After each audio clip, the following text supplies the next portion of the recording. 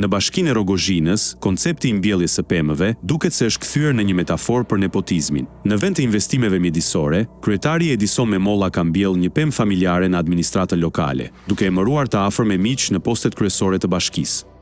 Në vend të konkurseve dhe meritës, mjafton mbiemri ose lidhja personale me kryetarin. Ndër emërimet spikasin Erinda Memolla, vajza e xhaxhait e caktuar këshilltare, dhe bashkëshorti i saj, Andi Proshka, nënkryetari i bashkisë. Kushërira Gjulia Kalemi mban postin e sekretares dhe përgjegjëse e protokollit, ndërsa vëllai i saj Renato figuron si punonjë shërbimesh, megjithse nuk paraqitet në punë. Një tjetër familjar, Marigle Memolla, është magazinier, ndërsa Gëzim Memolla, kushëri tjetër, është skrepist. Edhe drejtori i arsimit, sportit dhe kulturës, Orges Tosku, rezulton kunati i xhaxhait të kryetarit.